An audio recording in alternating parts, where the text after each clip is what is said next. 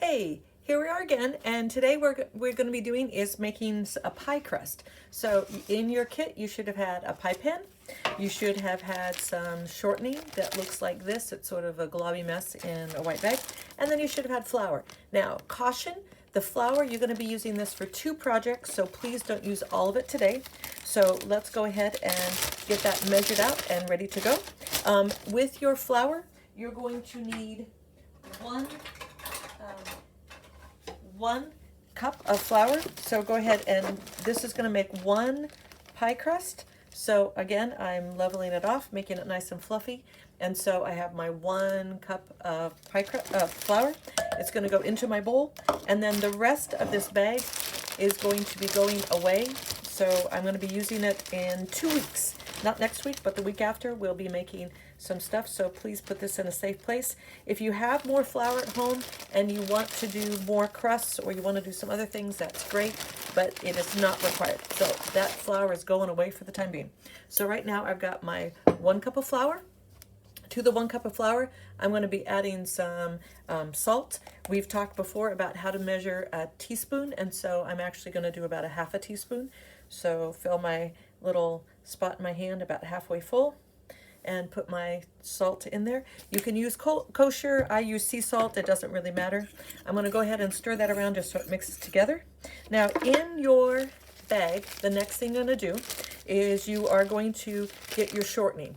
Now this shortening should have already been pre-measured for you to be 1/3 of a cup. But if you remember, you can take a piece of plastic wrap, stick it inside a 1/3 cup measure, and go ahead and measure that out. So I'm going to do that right now. The recipe that I'm doing right now is for a one-crust pie. It's called, you can choose what you want to do with this crust once you make it. If you want to make it into a pie, you can. It's totally optional to you. Looks like I did a pretty good job of measuring this out so that it looks like it's just right at 1/3 of a cup. So now this is called a standard flaky or 3-2-1 pie crust. When I talk about that, what that means is that there is 3 parts flour, 2 parts shortening by weight, and it's going to have some water in it in just a second. Now, if you have a pastry blender, you can use that. I'm just going to use a regular fork. I'll show you how to do that in a second. I'm popping my shortening out into my bowl, and the plastic wrap goes away. And I have my nice lean bowl. Yay! I always like it when I don't have to wash things up. So now what I'm going to do is take my fork and I'm going to cut through the flour, the shortening, excuse me. I'm going to cut it through the flour, and just like we did with the biscuits where you want to have little pieces of fat, I want little pieces of fat in my pie crust too, because fat, when it gets hot, releases gas and hot air, and it catches in the gluten of the flour and will make it so I can have nice flaky pie crust. Pie is something that's eaten around the world. Every culture in the world has some version of pie or pastry. We in the United States tend to eat a lot of sweet pies, although in other parts of the world they eat more savory. We also have a lot of words in our culture that mean pie that we've taken to mean other things. For example, pizza was originally called pizza pie. So when you say pizza pie, you're saying pie. People say, oh, I don't like savory pie. Yeah, you do. Most of us like pepperoni pizza, or even cheese pizza is a savory thing. Quiche is another example. So what I've done now is I have it. I want this to be mixed in, but I want it to be crumbly so it looks like, I'm trying to think. I want my pieces of fat to be about the size of probably peas, I guess would be the thing that we're talking. Now what I have is a cup of cold water, and if you have ice water, that's great. I just have really cold water out of this, and I'm going to take, although I have a cup of water sitting in my cup, I'm only going to take a tablespoon at a time. And so I'm adding a tablespoon until I'm just going to start pushing this around until it just barely, and I do mean barely, comes together. I don't want to add any more than I have to. So there goes 2 tablespoons that I've added so far, and I don't want to over mix it at this point. And like I said, I want it just until it barely comes together.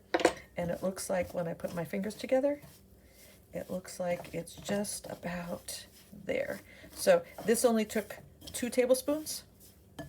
Yours might even take, may take a little bit more or less. You want it to be stuck together so it barely comes together. There you can see what's going on there.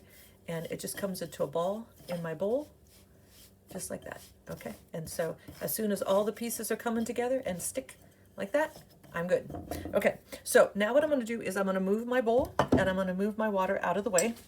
This is a trick that I learned years ago, and it's one of the best tricks I can give you as far as making a pie crust.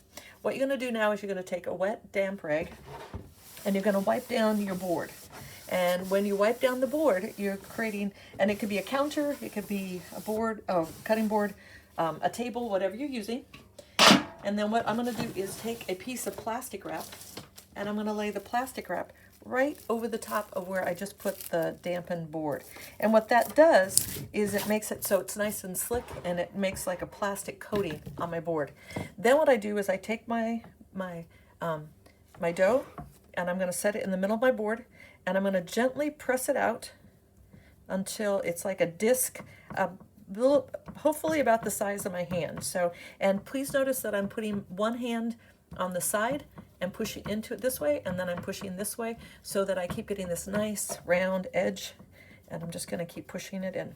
Now, this would be considered a rich dough because it's high in fat. We've talked about that before.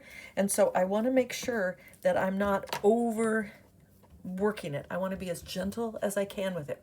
So now that it's about the size of my hand, I'll see it, there it goes, about the size of my hand. I'm gonna take another piece of plastic wrap and put that piece of plastic wrap right over the top.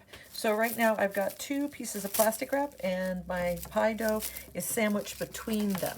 So I have one on top, one on the bottom. Then what I was going to do is I am going to roll it. I push more pressure on the outside and roll towards the out. And I'm just going to roll this into a circle, into all the different areas. And the idea is to try to make it look round and not like the state of Texas or the state of Idaho or Missouri or Louisiana or something like that. You want it nice as round as possible. If you're having trouble with it on air, you can just go ahead and move it around and roll it out. Continue to roll it. And I want to roll this into a nice circle until it is slightly bigger than my pie pan, so that when I weigh my pie pan down, I've got about 1 inch around the outside on all edges. So I need to do this just slightly more. Okay. And once I've got it all rolled out, now at this point, once I have it so that you can see it's a nice big round, what I'm going to do is I'm going to actually now do a quick trick to put this into my pan. Now, if you want to make this into a pie, you're going to take the plastic wrap off and you're going to lay your pan upside down. So right now it is laying upside down on my pie crust. I am going to pick up my pie crust, put my hand on the top. I'm going to slide my other hand underneath the plastic. So right now I have hand on one side, plastic wrap on the other side. I'm going to fold this over. And then now you can see that once I have that, I can press this into my pan. And my hands haven't touched the dough, and it makes it nice and easy to do that. Once I have my dough where I want, again, I'm going to gently take the plastic wrap off. And I'm ready to shape my dough. Now, at this point, as I mentioned, the most simple thing you can do is just take your pie crust, sprinkle it with cinnamon and sugar, and bake it and cut it into, we used to call these pie crust cookies if you want. Or you can do, I'm going to show you how to make a blind crust. The first thing is you fold over the edges, and this is called crimping or fluting. And so I'm hooking this, and I'm actually trying to hook it so that it comes on the edge of the pan. So it's sitting on top of the edge right here. And I'm just going to fold this under and fold it all the way around so that it's got this lovely little crust. Now, with the crust being folded under, you can choose to, if you end up like here, I have a little bit thinner, You can patch it up a little bit. You can move dough from one spot to the other if you need to, and you're just going to fold it all the way around. Now, to crimp it, well, that means making a pretty edge around it, so it's called crimping or fluting. You can take a fork and just pull it across and make, little marks. But I like to do one of two ways. I like to either squish it between my fingers like this to make a nice little thing here. Or the other way I like to do it so it has, this kind of an edge. Or the other thing I like to do is I just like to put my fingers all the way down into the bottom and then just sort of push my fingers together so it has this nice edge all the way around. As I said, that's called crimping or fluting. It's just to be decorative. Now, if I'm making a 2-crust pie, I'll show you that in a couple of minutes. You'll see that on a different video called apple pie. But what I'm doing is I'm just making the edge around the outside of my pie. If this is going to be a pie that will be baked first and then filled, that's called a blind crust, because what that means is that I don't know what's going to go in this crust. I'm going to take my fork and I'm going to dock it. I'll share that in a moment. But if you're going to make a pie, if you decide there's 6 different recipes of pies that are called soft pies. Soft pies are where the filling is baked in the pie like a pumpkin pie. You don't want to have a hole in that, because if you did, if I poked a hole, the filling from the pumpkin pie would go under the crust and then lift the crust up. It sounds like it'd be cool, but it's really not. They're gummy and not good at all. So if you're going to make a soft pie, something that you fill, a pecan pie, a custard pie, a baked berry pie, those kinds of things, you just want it to be nice and firm.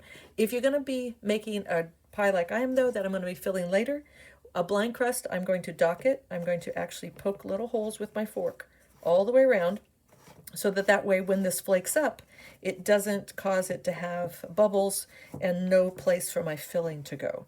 So this pie right now will be used, I could use it for pudding, I can use it for fresh fruit, which is what I'm planning on doing. That I could put ice cream in it, I can put basically anything you like in a pie, you can put this in here. So anyway, so that's how you would make it, and then you bake it in the oven at 425 for about 8 to 10 minutes. And I'll show you what that looks like in just a minute.